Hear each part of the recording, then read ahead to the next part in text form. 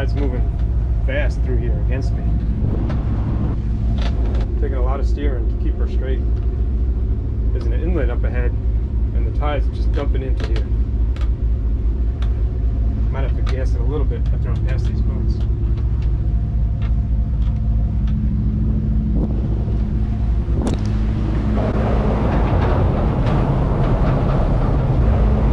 Remember the opening of the first Star Wars movie? With the Star Destroyers coming over them and they're docking? All the rebels are in there looking up at the ceiling. I don't know why I brought that up.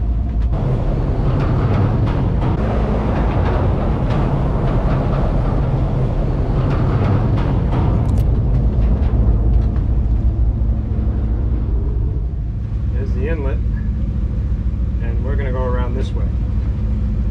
There's the ocean pouring in, pushing against us, and we're going to go this way.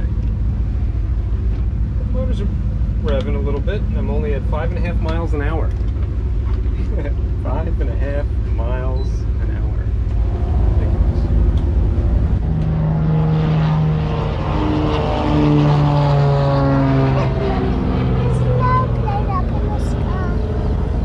There's a little kid and a big cat. Isn't that cool? Over here we got one of the first barges that I've seen. I mean, that's a substantial piece of equipment right there. So, watch your video. Look at that thing. My goodness. Later on the Mississippi, if we ever make it there, yeah, we're going to see major barge traffic.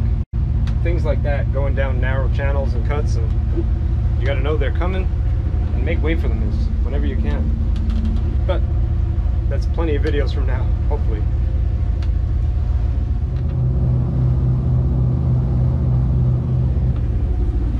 Happy? Maybe because we're past the inlet and we're able to go a little bit faster. My seat! Hey, you sleaze! My bed! Looks like I'm standing. Ah, peace and quiet.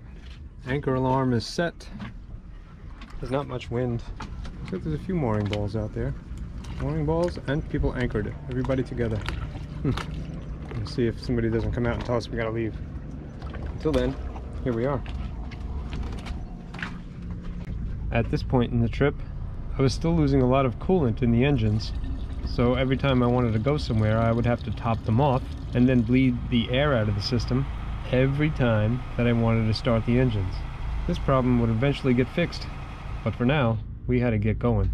All right. We're back underway, trying to get into that ICW. Go up there, turn right, make a left. That's all you need to do. I'm going to keep an eye on that. It's not registering anything right now, but I assure you it's working. Oil temperatures are holding, just like this one's high and that one's around 40. That's what it normally does.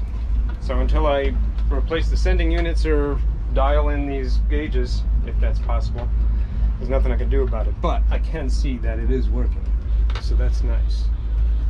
Just like the depth finder and all that good jazz.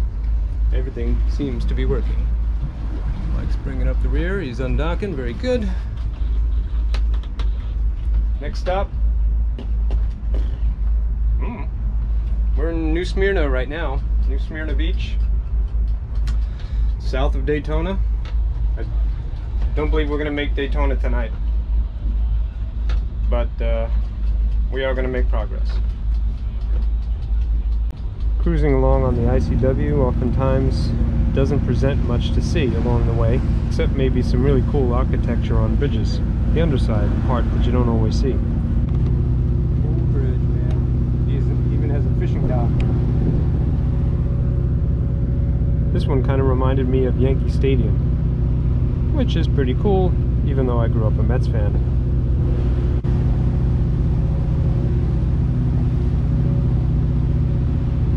Some bridges were very beautiful. Some bridges were just utilitarian.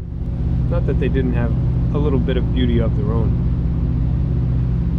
And of course you had the Star Wars bridges, the ones that used to freak me out when I was a motorcycle rider. That was a long time ago in a different life.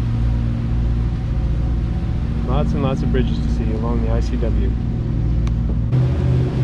Mile after mile, we're ticking away. I was happy to say that the engines were doing their job very nicely. The hum would make the dogs sleep like babies. And it would kind of lull me into a sense of security to some regard, unless I heard a noise that would kind of freak me out. And that would happen from time to time.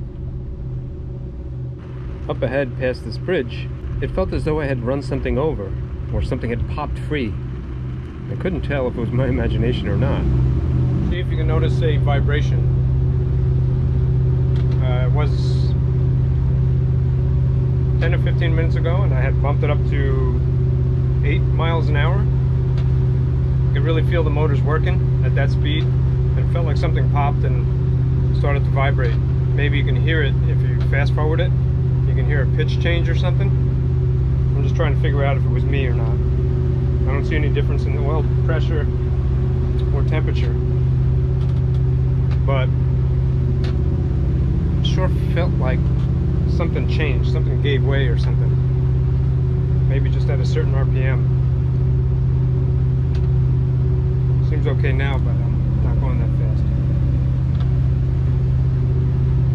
fast. Just curious. After speeding up this footage, I didn't really hear anything. Meantime, I would just distract myself by looking off to the sides at beautiful places that could probably hold fish. You know, there's some beautiful big water back there. Nobody back there. Little beaches over here. Oh man. Lots of cool stuff going on back there, but a little too shallow for us. It's hard to see. You know, it's hard to know that it's right there. So close, yet so unreachable. Yeah, maybe if you knew the place, you know, if you knew the area. There's that local knowledge thing again. But I know this. There's sandbars over here. So, no. We just keep moving on.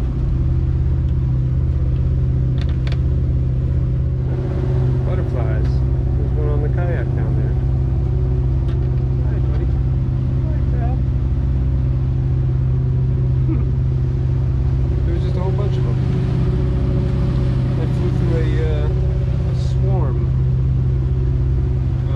What do you call a swarm of butterflies? I don't know. I know a whole bunch of crows is called a murder. And a whole bunch of horses are a herd. A whole bunch of dogs are a pack. I don't know what a whole bunch of butterflies is though. Interesting. Whatever it is, I just flew through it. Kind of looking for things to look at out here. Not much else. Which ain't bad. My mind wanders to that island. How many cool places must be in there? A whole lot, I bet.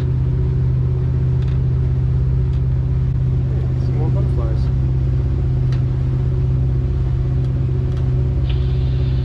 Secure all stations, United States Coast Guard, accessible water. United States Coast Guard, accessible water. United States Coast Guard, accessible water. Said that already. Coast Guard safety broadcast concerning hazardous navigation south of the St. John's Ditch. Listen channel 22 Alpha, 157.1 megahertz out. They would say out. Like they watch Ryan Seacrest a lot. It's the Coast Guard. Out. No. That's not funny unless you listen to the VHF a lot. This here is a bascule bridge, which means it pivots to open. And it was peculiar because one side of it didn't work. So as you passed through it, I kind of felt like tilting my head to the right a little bit so I didn't bang my head on it. Fortunately, the winds and the currents were nice. Yes, it is nice being on this side of an opening drawbridge, but even for us happy-go-lucky boaters, life could always be a little bit worse. There's a reminder over there that you don't want to anchor there. Duly noted.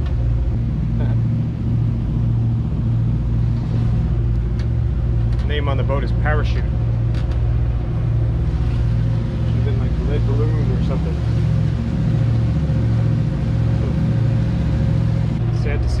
meant a lot to somebody at some point.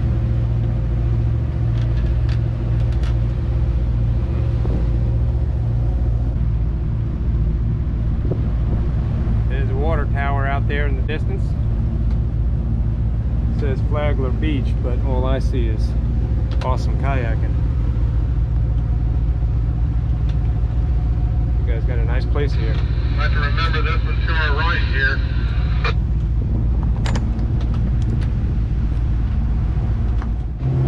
This dude over here is bad to the bone.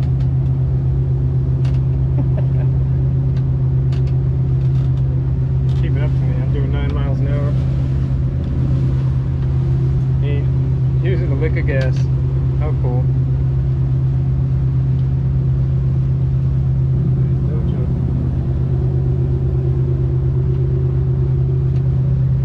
Now I'm really jealous. I gotta do the loop next time in the kayak. And then we can just pull up wherever we want. Dude's got my respect.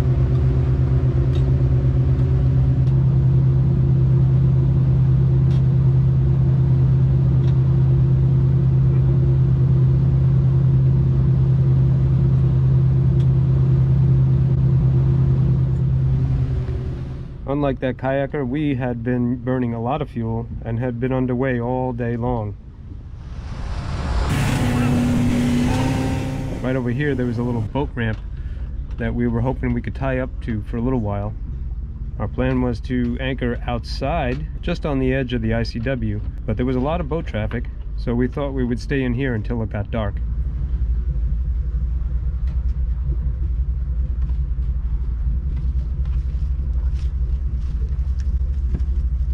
While we were there, we met a guy who was actually traveling with a kayak.